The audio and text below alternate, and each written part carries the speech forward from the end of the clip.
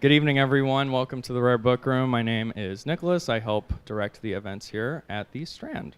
For a little bit of history about us, the Strand was founded in 1927 over on 4th Avenue's Book Row.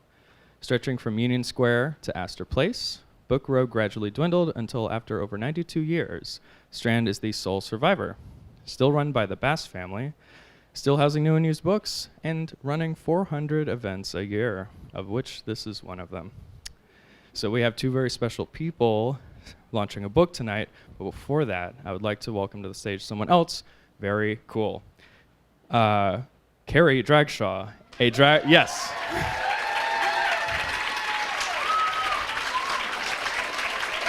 Carrie Dragshaw, a drag persona. You know what? Forget the intro. Here she is.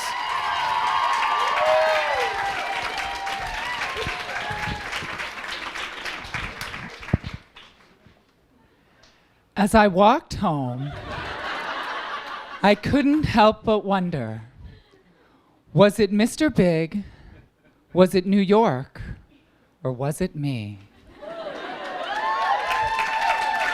I thought I was coming here for a reading of Manhattan, but apparently it's someone else's book, and I am so beyond excited to talk tonight about Lauren and Chelsea's book, and I feel like they need very little introduction, but their account has given me, and I think all of us, so much life with their inspirational commentary, and now this book is remarkable, both in terms of laugh out loud funny moments and also genuine practical guidance. I've already become less codependent and more financially savvy as a result of this book.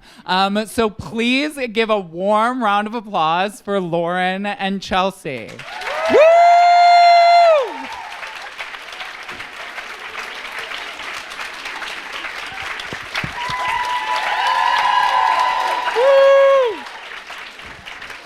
Hello.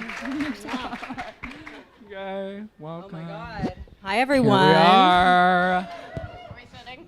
Yeah, we're sitting. That's it. Hold on. Short dress situation. Okay. Hi, everyone. My name is Chelsea Fairless, and I am a Miranda with a Samantha Rising. And I'm Lauren. I'm a Miranda with a Carrie Rising. And thank you, everyone, for coming out in the pouring rain to support us and this book. But before we get into it, I feel like we should address the elephant in the room, Chelsea. I can't imagine what you're talking about, Lauren. The neck braces. Okay, so long story short, I was getting out of the shower the other day. And I pulled something in my neck, and I was lying naked on the bathroom floor, like feeling so sad and dejected and so much pain. So I called Lauren to come rescue me, but she sent her boyfriend instead. And Chelsea got so mad at me, she made me do this bit with her tonight. So as we say in the book, if you've not worn a neck brace at some point in your life, you have not reached peak Miranda. And although I proudly identify with this character, I can't do this bit all night. Oh, I'm going method with this shit. I'm not taking it off for the rest of the tour. Just kidding, I'm over it. It's fine, we can take it off. It's cute though, I think it added something to my look. Again, thank you guys for coming out. Thank you to the Strand for having us. For some reason, Chelsea and I took a cross-country train, Amtrak train, to get here. It was very traumatic. Yeah, it's unclear as to whether or not Lauren and I's friendship will actually survive our book tour. We were never friends to begin with, so it's easy. It's fine. Exactly. But yeah, in all seriousness, we're so thrilled to be here. Having a book and being able to tour with it is the most Carrie thing that's ever happened to us. But if anyone is here to see Mr. Winkle, please leave immediately. Oh yeah, guys, sorry. Mr. Winkle couldn't be here tonight because he died like 10 years ago. Rest in power. Because if he were alive, we surely would have booked him. You know, it would have been the better power move would be to have Chris Noth sitting in the audience. And then at some point during the show, he could raise his hand and be like, what was it that he said to Who is this Mr. Big? Yeah, he could do that. And then we could have security like drag him out by his ankles. I mean, that's how the episode should have ended. So even though we have props and bits, I feel like I should mention we are not actually actors nor comedians. We are simply trolls with an Instagram account. So the fact that we're sitting here in front of an audience is very surreal, very lovely, but very surreal to us.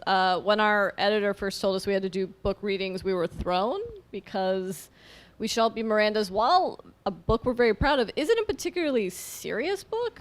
Yeah, like we're not trying to denigrate ourselves, but we designed the book to be the kind of book that you flip through. Like it's the kind of book that it is. It's micro content. It's the kind of book that like I might impulse buy from the Urban Outfitters clearance rack. Although now I'm a bit too old to shop there, I think. I think.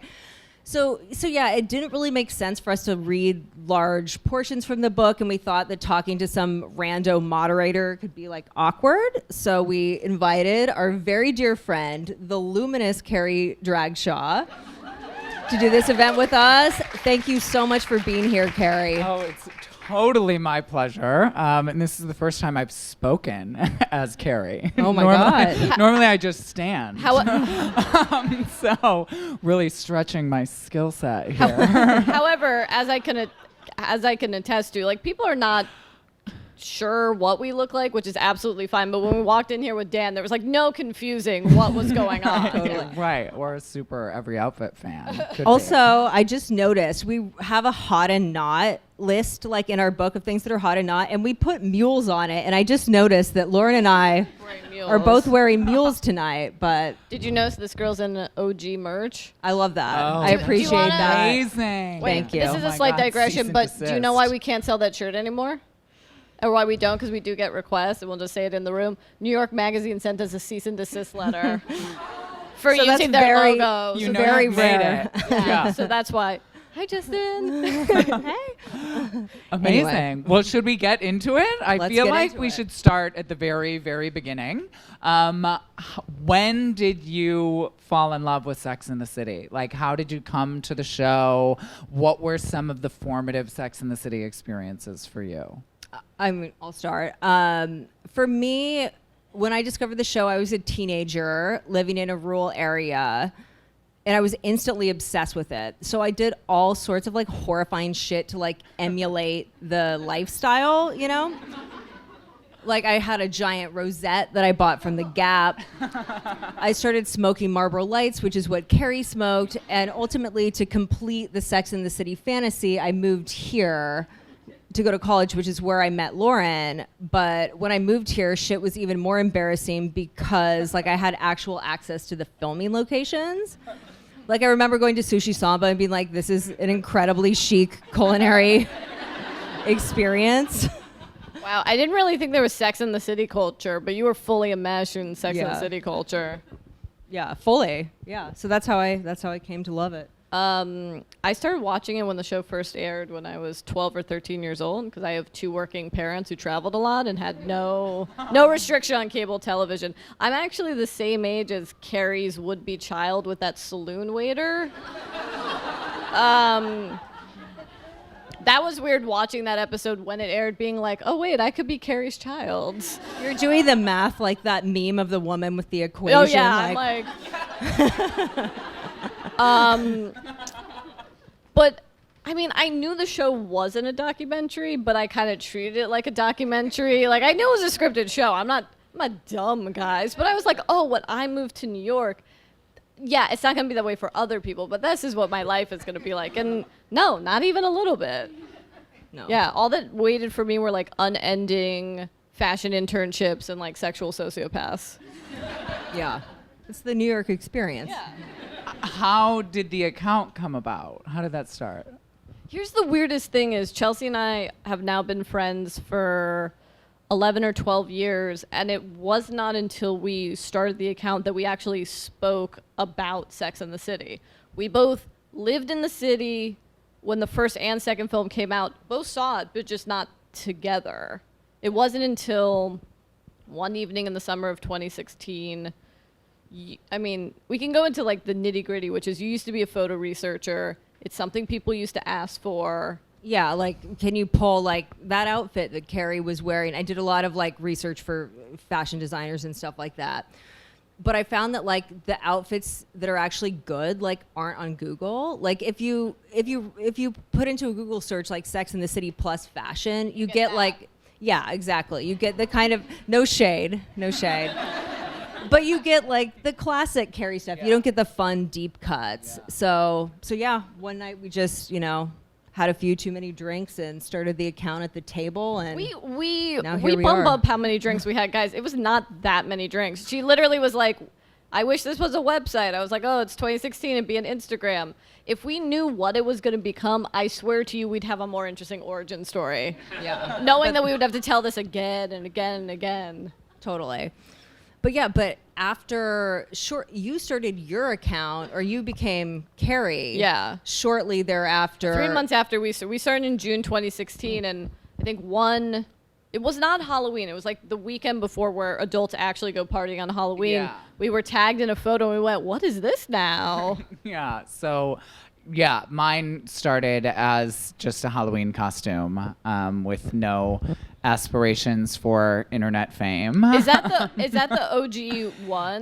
No, I actually had to freshen up my tutu. It is the same one, but I had once it got a little, I realized it was going to be more than a Halloween costume. I got a lace front wig. I had a Party City wig before. Which if you guys have seen our video that we directed for Cynthia Nixon with John Early, yes, my wig makes an appearance. Yes, that is Dan's wig. That We're like, Dan, we need a favor. She's He hand painted the roots in himself. Yeah, that's what pushes it over the edge. Yeah.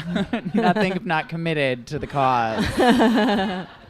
Yeah, and now here we are. It's kind of been amazing, though, to be on this journey together, because we've had such a surreal experience going from just pure fanfic to... Sure. Well, one of us has met Sarah Jessica Parker. Yeah. Indeed. Yes, which we'll get into a bit later, hopefully. But also we know, but the audience doesn't know, what is your occupation? When you're not... I am. That's when we found out we were shook. I'm a strategy consultant for banks. What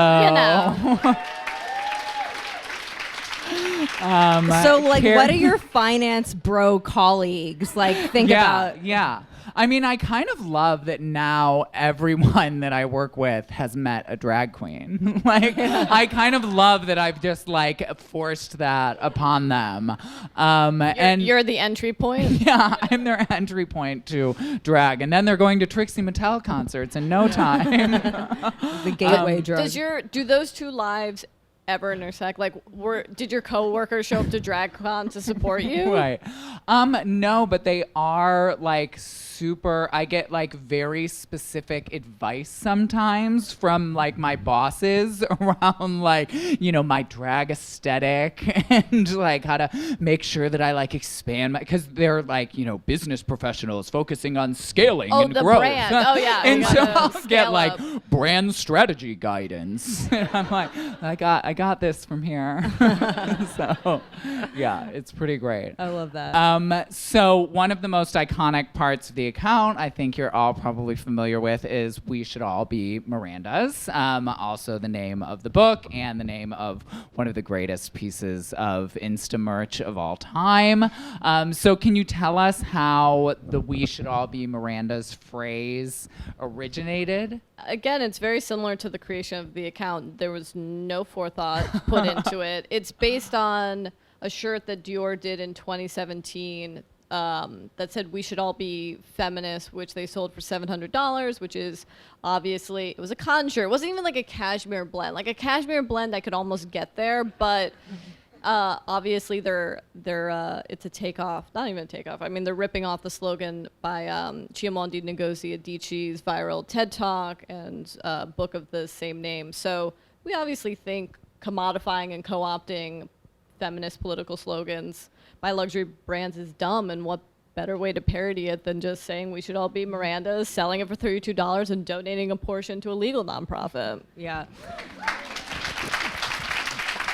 Thank you. And yeah, the shirts sold really well for us. So, and then when Cynthia Nixon ran for governor, a lot of journalists used the phrase in their articles, and we realized it had entered into the cultural lexicon at that point.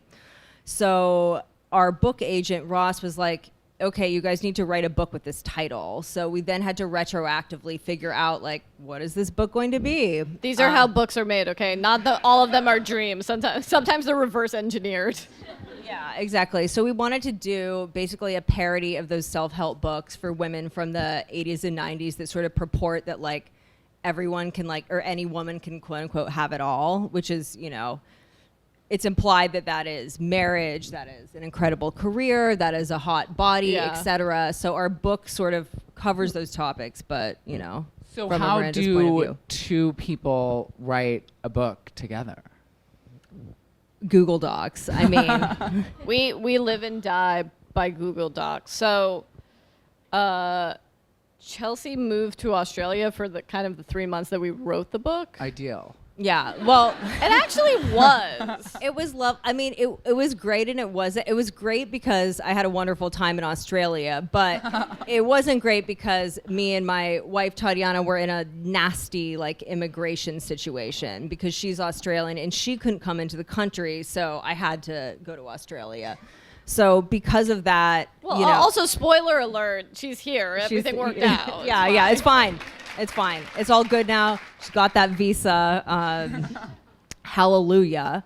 But we sort of realized, I mean, in writing captions it's the same way. We only live 10 minutes away from each other in Los Angeles, but we still just write drafts and things in Google Docs, and then one person will come over the other one, and it kind of expanded for the book. So we each took things. So when we submitted the book proposal, we had this beautifully designed proposal that looks very similar to the books that you guys have in your hands.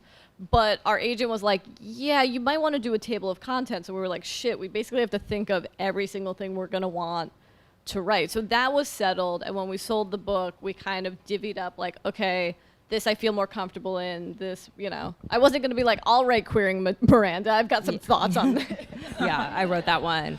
What were the best and worst parts of writing the book?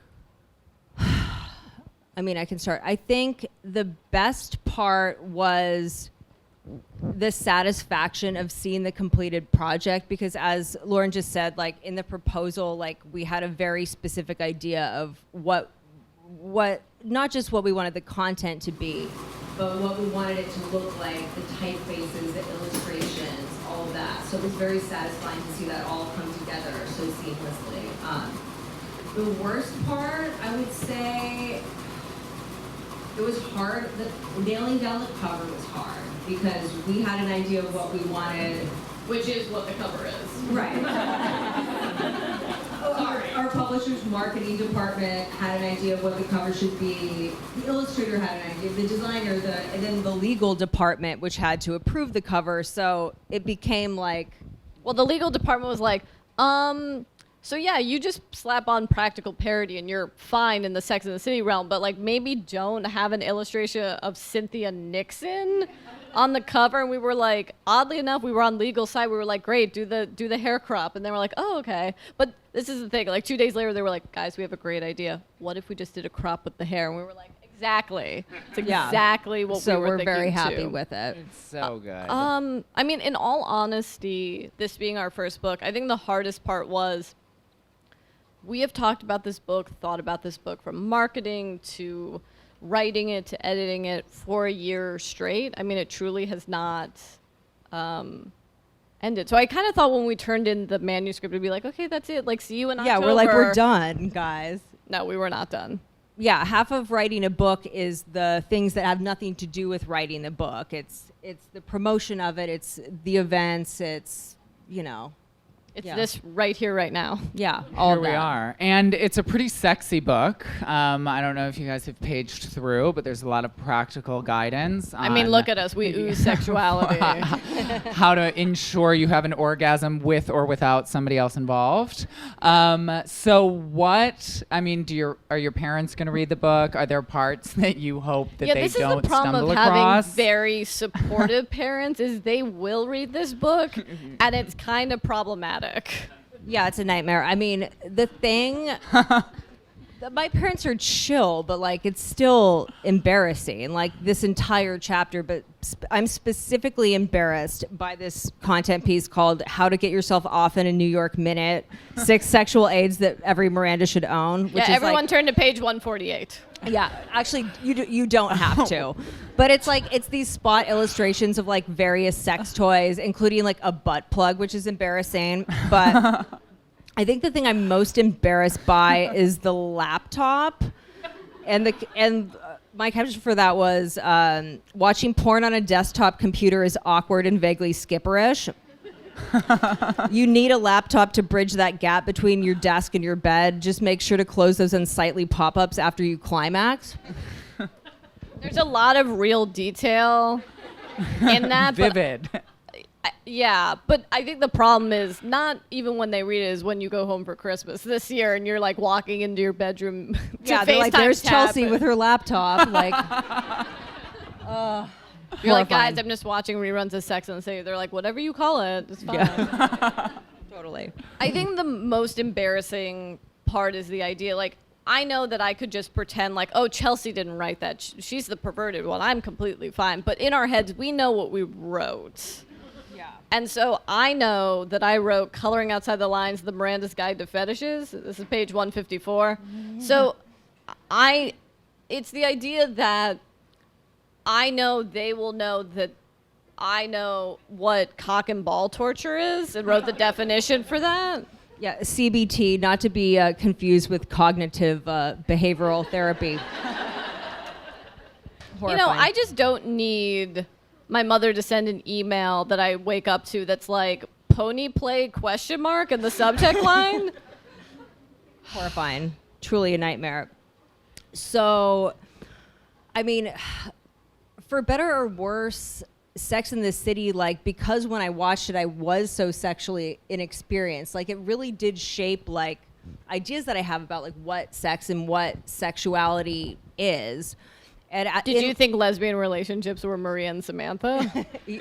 I mean, goals, honestly. I wish they had explored that over many seasons, personally. Pa-ping. Yeah. My plates. Got any rare plates in here? Yeah. So, you know, I wanted to go through some sort of classic statements about sexuality from Sex and the City, and we can all determine whether or not they're true or false. Yeah, true and false is good too because it has sort of a classroom vibe with all these books. Feel free to participate, guys, as page. well. So, first one, bisexuality is a layover on the way to Gay Town. What are our thoughts on this? Is this true or is this false? I mean, we went to art school, so I think we can say it's false. There are bisexuals. They exist and they remain bisexuals. Yeah, it is a real sexual orientation I have come to discover. Yeah. False. Yeah, we're going to go with false for that one. Sometimes you should fake an orgasm. Thoughts? We're gonna say true, but only in regards to time management. 1,000%. You can't get on partner track if you wait for a real orgasm every time. No, 1,000%. It's like I have an early meeting. I have an early Soul Cycle class. Not that that's ever something I would have going on, but Hypothetically. hypothetically, I have this. If you had Charlotte's exercise regimen. Yeah, you guys don't know I'm going to be at Soul Cycle at 5 a.m. tomorrow. Just you watch. Okay, so we're going to go with true for that. Putting stamps around someone's dick is a normal way to diagnose erectile dysfunction. What do you think, Carrie? It's one of those. This was your advice after all. Yeah, it was. I mean, What were you thinking? I mean, I think it's actually pretty practical guidance because it uses materials that can easily be found in the home. And there's a I think mainly she was trying to like assuage her concerns that she had made the wrong choice. So as a friendship move, it was a pretty solid move because they'll probably just break with or without an erection. Yeah, okay. Yeah. Dan, I mean, Carrie. I guess the idea is that if he's able to achieve an erection, probably Right. through a morning erection, it will break the stamps. Right. But I think the more worrying thing is, can somebody stay asleep while you're literally fascinating stamps around their penis? 1,000%. In which case. Do you think Carrie and Big ever went through a dry spell and she did that to him and that's where she got that I advice sure hope from? not, because if Big wasn't a good lay, then what was she doing? Yeah. Like, if he Amen. wasn't really coloring outside the lines, then she put up with way too much. Also, guys, what do we think coloring outside the lines means? It means anal, right? I think we're gonna have to go with false for that. What that are we even one. talking about? I don't Right. remember. Stamps around Stamps penis. around the dick. False. That's what we're talking about. However, if you want to prove us wrong. All right. Ugly sex is hot. Yes. Thoughts? True, True. right? Yeah. Well, okay. I'll put one caveat. I think in culture we put too much on attractiveness and attraction being correlated, and sometimes you are attracted to someone that's kind of outside what you normally would deem attractive. So, like, don't go out and find a quote unquote uggo and be like, we're automatically gonna have hot Quote sex. unquote. I heard at this book talk that I went to.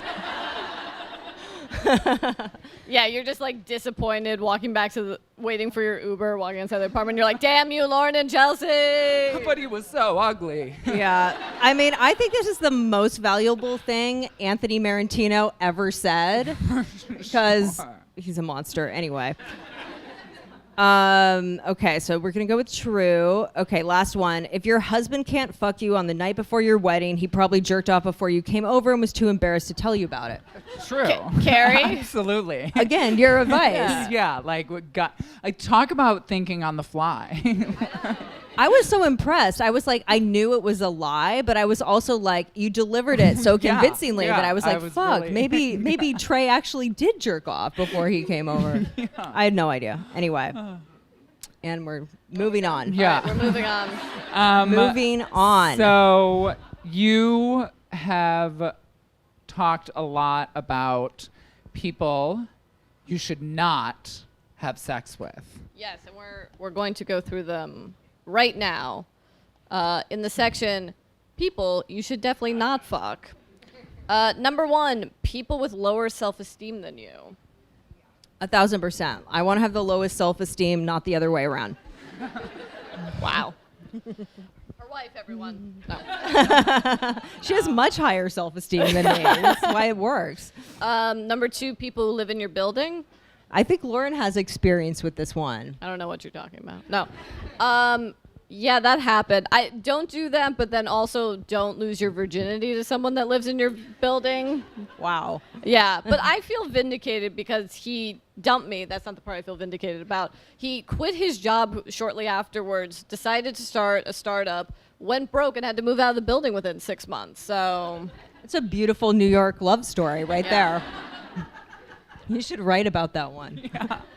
Oh my God. number 3, people who can't fuck you to save their life.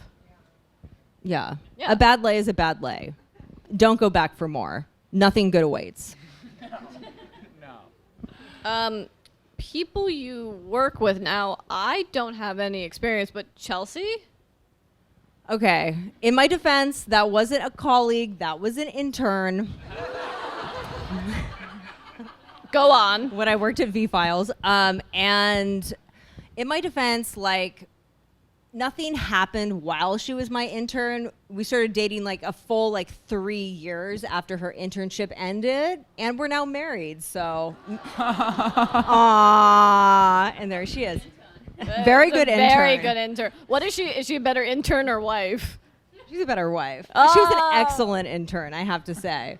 All right, moving on. People with children you don't like. No. Yeah. What's worse than a child that you hate? You know?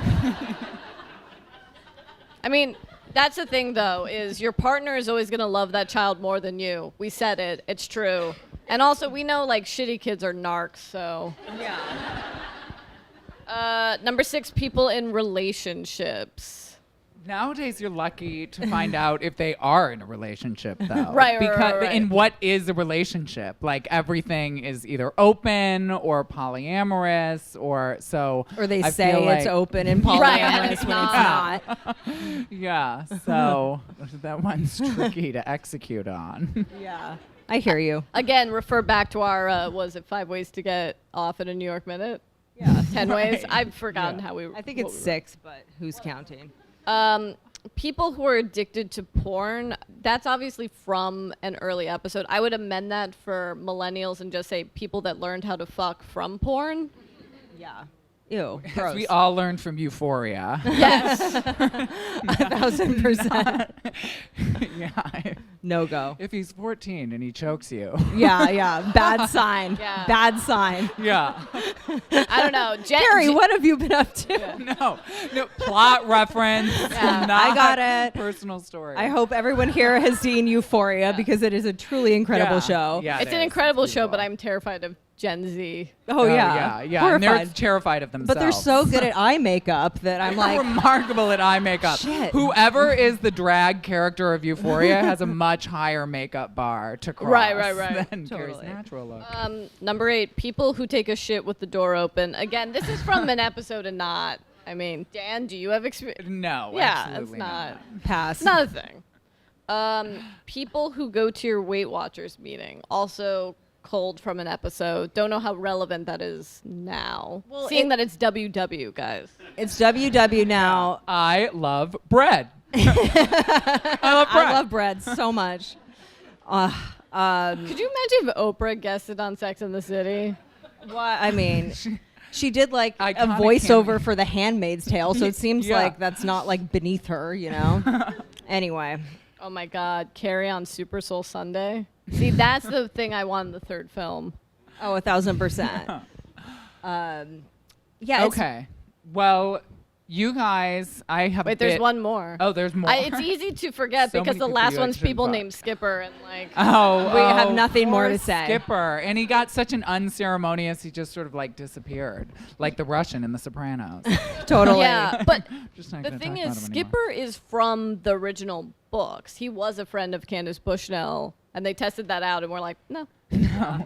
That See you and the later. talking to camera stuff, like it's not working. We got to move on. So you guys have talked a lot of shit about Aiden. I don't know over what the you're talking years. about. Yeah, I mean, yeah. the account is built on hot takes, but I will say we've never had a more controversial opinion than our feelings about Aiden, which is he's a trash boyfriend, or as I once referred to him as, he's a manic pixie artisan boy. Yeah, he's awful. But we're willing to have our minds changed, and we understand that Carrie feels a little bit differently about this. So we're going to do a formal debate.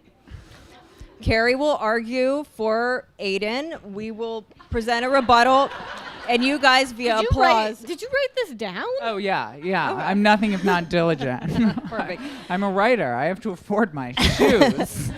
And you guys will determine who's right and who's wrong via applause. I mean, afterwards. it's us, but whatever. Anyway. Yeah. Carrie.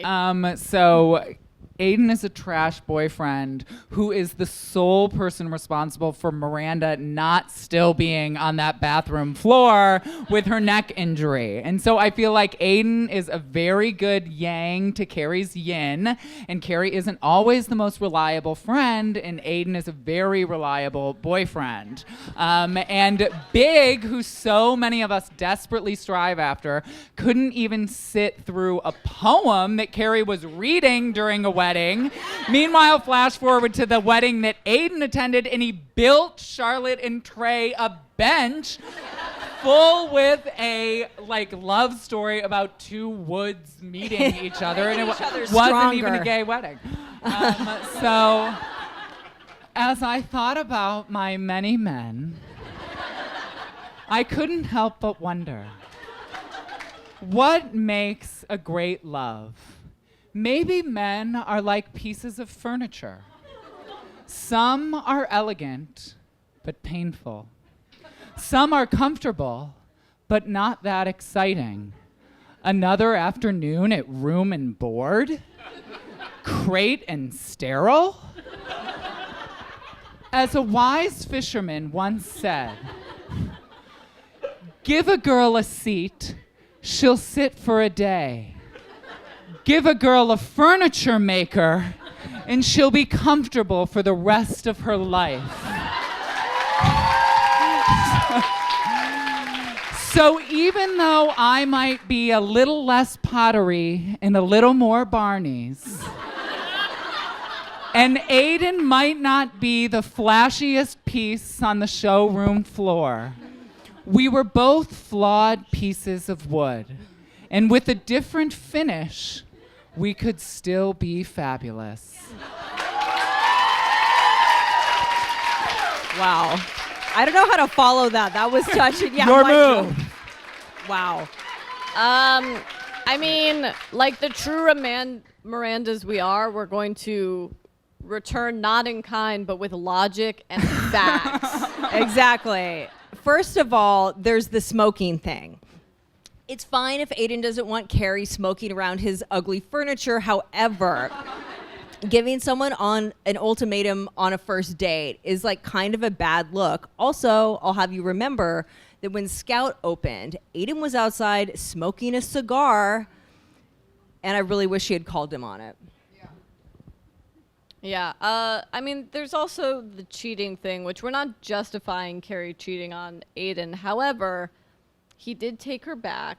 And I feel like if you forgive, you also have to forget and not passive aggressively threaten to fuck what is your employee, technically, the bartender at Scout, of which you're a silent investor in, which is a storyline they would never do now. Yeah, that's some Me Too shit, for sure.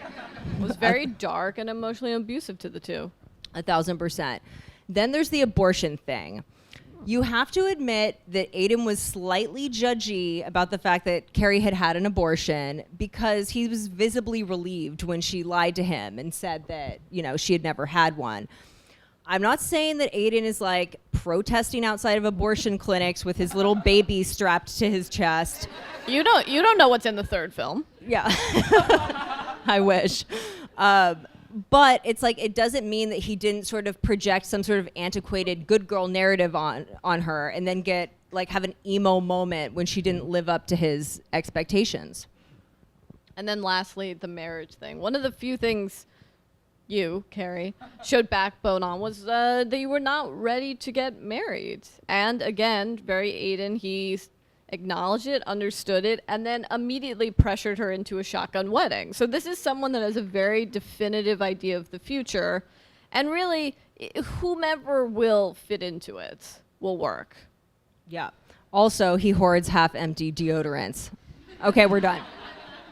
I think Also, we've said he tolerated Carrie bringing Big to his upstate home in perhaps the most absurd plot line of the entire episode, if that isn't a kind-hearted man. Wait, can we just, again, this is a slight aside, but I'm obsessed with that episode because Big has been broken up with by an actress, and Chris Noth has said this is based on something that happened to him, and I'm dying to know who that actress must have been. But we think it's Winona Ryder. Because the timeline works out. If it's based on something that had just happened to him the year before, he was linked to Winona Ryder. Yeah, He also always falls for girls who have shopping things. Yeah. totally. Ooh. Shade. Dis. Yeah, I guess didn't Michael Patrick say that Chris Noth gave him that line, like the one where he's like, "I can reach her, but she can't reach she me. can't reach me." Like he verbatim I said can that. reach her. She can't reach me. So profound. Anyway, so who here Yeah, we have to take it to the vote. applaud, scream if you agree with Dan's With read Carrie. with Carrie? Team Aiden. No one? Thank you. Okay. All right, now everyone applaud who agrees with us that Aiden is a trash. Wow. I don't know. That's It is- really tough it is to neck call. and neck. Yeah, that's too close to call. All right. Tune into season 7. Yeah, last night it was like clear cut. We did the same debate bit last night at our Brooklyn party, and it was like overwhelmingly like Aiden sucks. But we also realized that we made everyone miss the Democratic debate, and Yeah. instead had to watch us debating or whether or not Aiden sucks.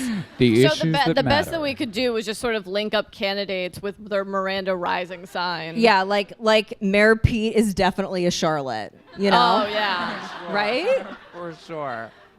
I mean, Potentially the only gay Charlotte in America. 1,000%. With like maybe a Stanford Rising, or I feel like a Trey Rising. Yeah, Trey Rising. He's giving me McDougal vibes. I mean, it's obvious that both Bernie and Elizabeth Warren are like triple Mirandas. Yeah. Yeah. And like I want to say Kamala's a Miranda, but she's She's giving a lawyer, I She's mean. giving me Samantha vibes. Yeah, she has a Samantha She's giving me Rising. got a sexy younger man. pantsuit realness. Marianne vibes. Williamson? What would Ooh, my fave. My favorite anti-vaxxer. I love her. I actually do love her. She's so Carrie because I mean, she be? Yeah. Carrie has Yes. 100,000% read Marianne Williamson's Return to Love. Like, there's Yes, no totally. debating that. Yeah. But like controversial. I think she's a Carrie Bradshaw with like a Susan Sharon Rising, just like a random one Totally. episode character. And then Biden is someone that wants to say he's a Miranda but doesn't know who Miranda is. I mean, Right. he's but giving- has a story about it. Yeah, he's like in 1991. I was in Cambridge and I came across Miranda, and she was actually, you know what? He'd be like, you know, Dan Quayle, who thought Murphy Brown was a real person. I think he would think Miranda Hobbes was a real person. 1,000%. Yeah. Anyway, Well, speaking of the characters, have you had direct experience with Cynthia, other cast members? What have those been like? I think it's safe to say we have had experience with Cynthia.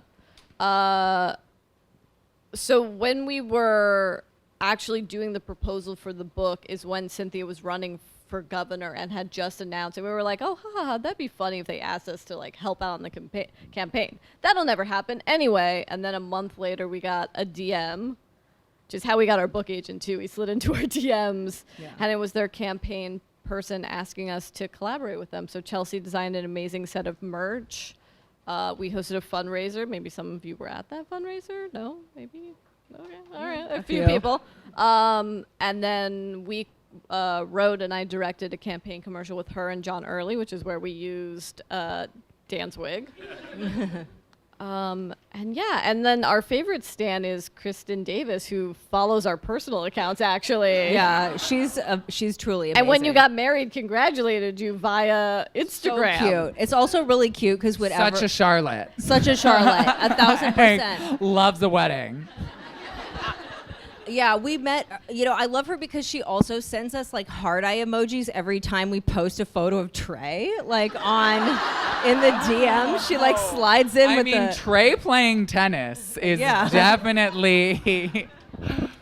She's so good. But yeah, we all met Kristen together actually. Yeah, in my hotel room. At your hotel room at the Standard. If you've seen that photo, she's wearing the Prada lipstick skirt, which we did not ask her to wear. I mean, we wanted her to wear the skirt, but it wasn't like, oh, and by the way, could you come in the lipstick skirt? But she came in the lipstick skirts. Yeah, she Wore came the with. She had a top. mini Dior saddlebag too, like the original size, the like tiny one. Like she was like done. It was incredible. But she was happy. She's like, I have so few occasions to wear this. And the story she told us was she was flipping through a fashion magazine, saw it in an editorial. I don't think it was even the ad. Called Pat and was like, this is the outfit she needs to meet Trey in when she falls out of the cab. And Pat was like, we can't. There's only one in existence. We're going to need 3 because you're going to fall. And she was like, just do it. Yeah. And that's how it happened. I love that story. However, Sarah Jessica Parker we haven't met, but Dan, Yeah, tell Yeah. us, spill the tea. I mean, the tea is like she is truly the kindest person on the planet. You know. But doesn't she come up to your pectoral muscle like me? Yeah, she's very short.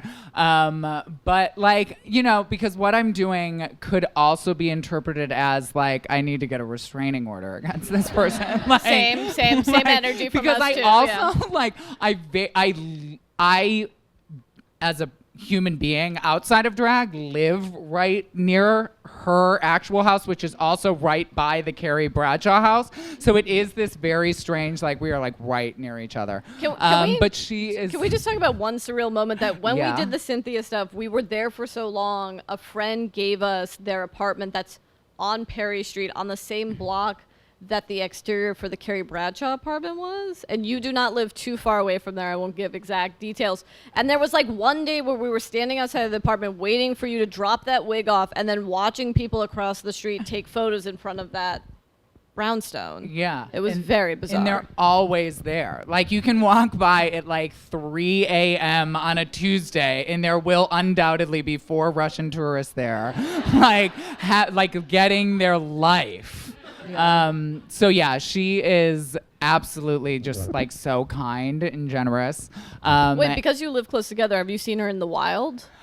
We did have like me in like boy clothes because I don't actually walk around. And it was a delightful, I was like, hi. And that's she so said cute. hi. And yeah. So she's like, I'm a very, very lucky female impersonator. She also very generously gifted us all something recently, Oh, yes. which we would like to model tonight. SJP Yeah. X Sunglass Hut, guys. This Yeah. collab is happening. No, this is not an ad. I don't know what matters. Yeah, it's all good. So I mean, I feel like a I feel celebrity. like this is the look. Yeah. I think they look. I mean, they look the best. They look the best on Dan. Like, Lord, I mean, I have a baby. mean, I have such a obviously. tiny face to begin with that it just, I truly need to wear children's sunglasses for them to look normal. I mean, I look like I just had cataract Yeah. surgery. And I look like I'm going to the Met Ball. I love it. All right. Lord. Yeah, I don't think we can keep these on for the rest of the night. Yeah. Look at how many props we have, guys. Jesus Christ. We're Gallagher. We're like a fashion version of Gallagher. And then I don't think it needs to be said, Kim Cattrall doesn't follow any of us. Although she obviously Sucks. sees She's our engaged. Yeah. Oh, she's engaged in the account because we've often seen her just like on her phone screen cap posts we've done and then repost them, but like with the beginning of the caption underneath it. Not even the like crop tool of just the image she wanted to repost of ours. Yeah, and then not tag us. I mean, you know.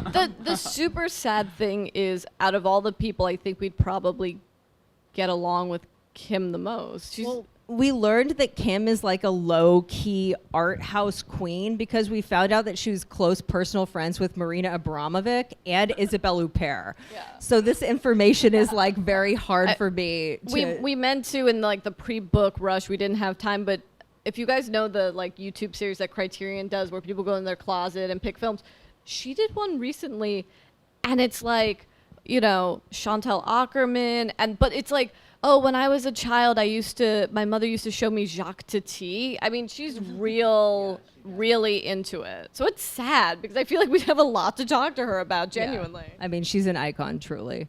Do you have thoughts on the feud? Why would you think we would have thoughts? We only run a Sex and the City themed Instagram account.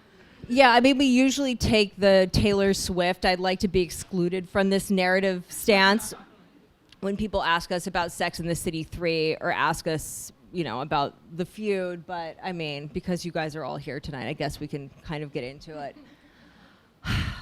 I mean, I mostly side with SJP. However, I completely understand Kim's point in this last go around involving Sex and the City 3, which was a rumor for so long that it gave me whiplash when Sarah Jessica Parker 2 years ago was like, oh yeah, there was a Sex and the City 3, and then the same sentence was like, there's not going to be any more. It didn't say why. She didn't have to. The next day, Daily Mail wrote a whole story basically blaming Kim, and then Kim did this interview with Piers Morgan, which, I don't know, like The View was booked that day. I don't know why she went on Piers Morgan. That was a dark time, truly. But look, I believe that this is her truth in the words of Oprah, but I think it's just such a weird tactic to be like, we were never friends, it was toxic, let me shatter all your illusions, instead of, especially, these comments were going on in kind of the era of Me Too and this focus on pay equality. If she was like, I'm not going to do a third film until I'm paid my worth, then I think more people would be on her side. I think that's a fair argument to make. Totally. Especially all the embarrassing shit they've made her do over the years. No, 1,000%. I mean, but I also blame Warner Brothers because cumulatively, the first 2 Sex and the City films grossed almost $1 billion.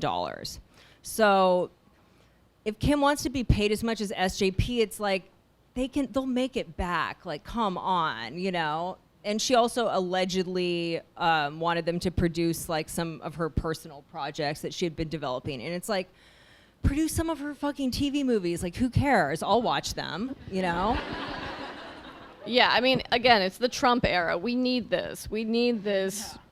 Just. Yeah, 1,000%. I mean, doing Sex and the City film is like a charity thing, right now. Like, we need the escapism. Do you think we'll get a third film reboot?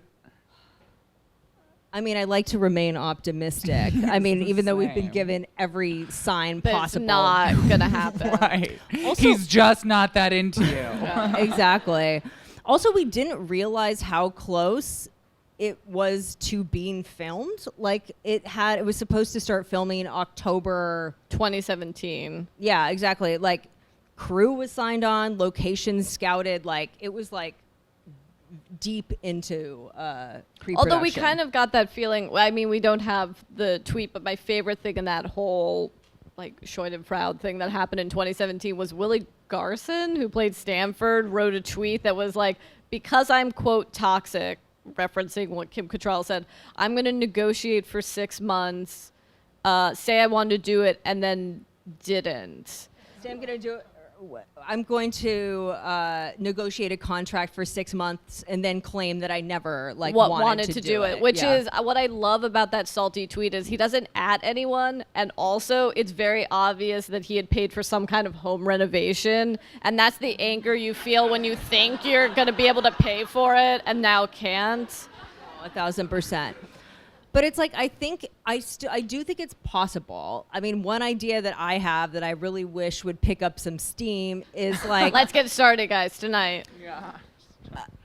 No one could ever really replace Kim because Kim is incredible. However, if you cast Sharon Stone, would you notice halfway through the film?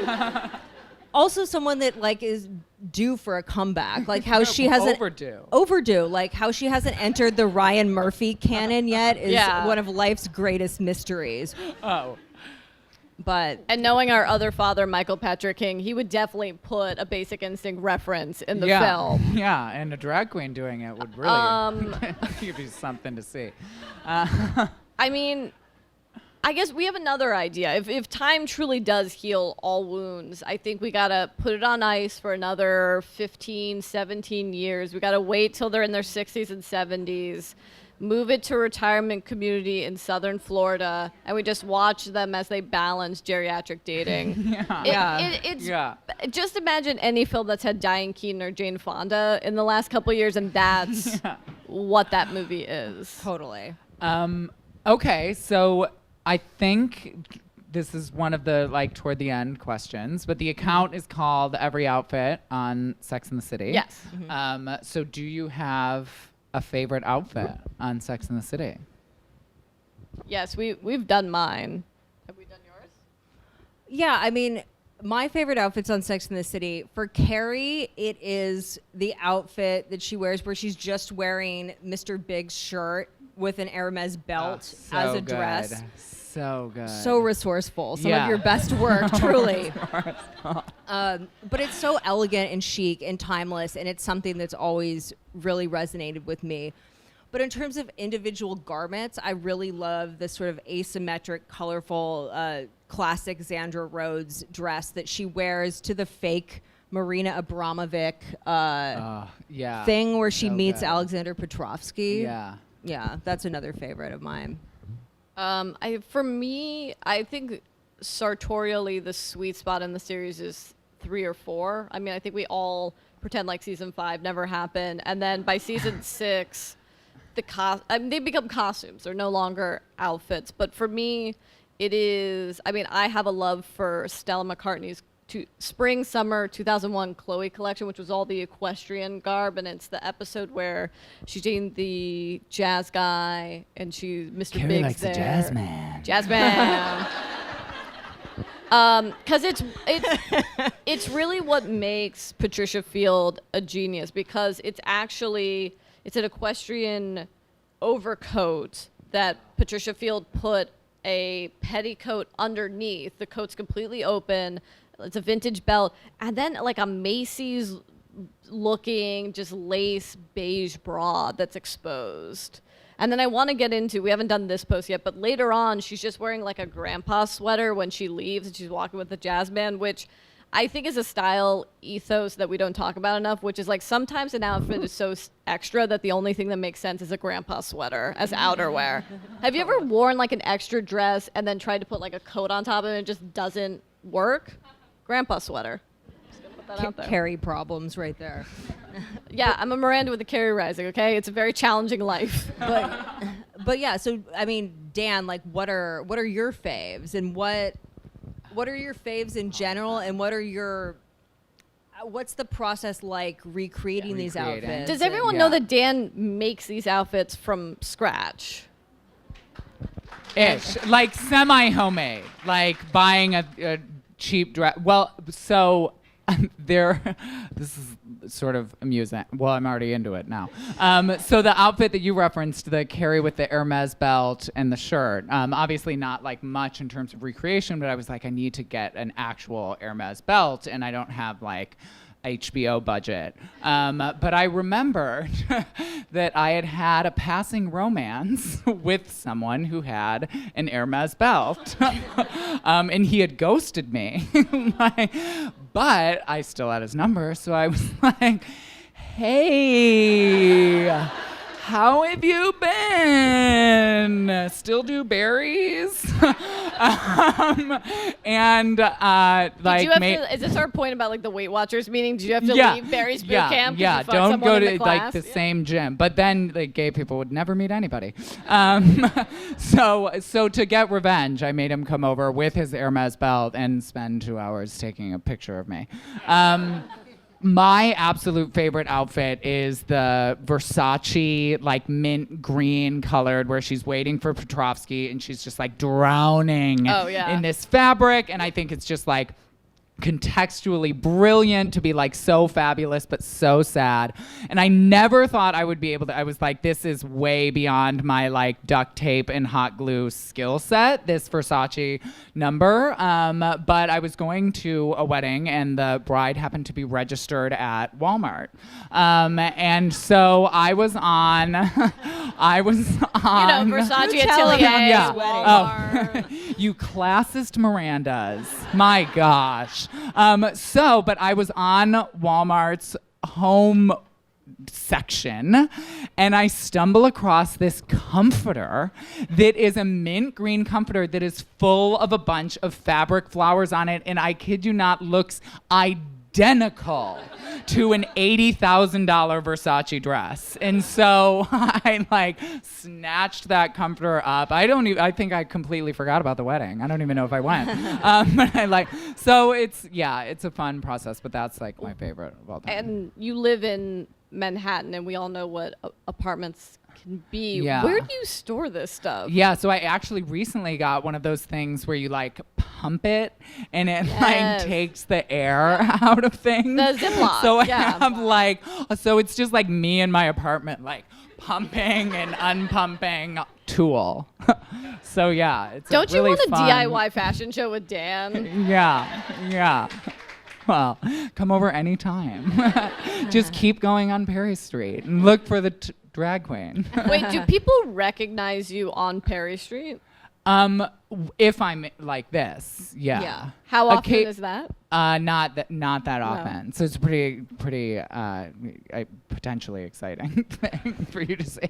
Oh, another thing I wanted to ask you about is you had a wild night out with Candace Bushnell recently. Oh, wild, actually. Please let us know what happened. So Candace has a new book out that could actually be fodder for. Is there still Sex in the City? Do you know what the answer is? Because I don't. Well, it's a really good book, and it takes a look at like dating in your 50s, 60s, 70s, and it's like her friends. It's very Sex in the City style, where it's like fun romps, but it's actually quite serious about like, getting older and having regrets that maybe your life didn't turn out the way you wanted it to and all that. So it's actually like the answer isn't a resounding like yes. Like it's quite nuanced actually. So we've been like internet friends for a little while. And so I went to an event that she was doing for the book. And then we went out to dinner and then we took the event was in Connecticut. And so then we took like a 90-minute car ride home to Manhattan. So it was like the most surreal, just like hanging out with, and she was the most fun person I've ever hung out with. Were you dressed like this? I was dressed like this for the event. Okay. And then I was a boy for the dinner. Didn't think Greenwich, Connecticut could handle a big drag queen eating Italian food. Yeah, you were saying she was very journalistic though. She wanted to know like all the hot she was spots. like big into like is New York over, or do I just like not know about where the scene is? She said OVER, and then she fell out a window. So yeah, she was super curious about like, thankfully I'm like still a little bit in the mix. So like I told her about like Bushwick garage parties and like the cocktail of drugs that people do now, and how it's not really like about a place. Like when she was coming up, it was like everybody goes to Bowery Bar, but now it's about like moving parties and you follow a DJ. So yeah, she was very journalistic. Wait, what? About, like, see, we don't do this in LA because yeah, you have to, like, everybody get in your will go car to some like strange party tonight. Let's go. Dan also told us that Candace divulged a detail about her romantic history that we were not previously aware of. Yeah, I think it's safe to say that Candace is Team Aiden. I love this. I love this tea. Thank you for that, Dan. But just one point about Aiden, though, is the real actor John Corbett doesn't believe in marriage and has been like happily unmarried to Daryl Hannah. No, not Daryl Hannah. Bo Derek. Bo Derek.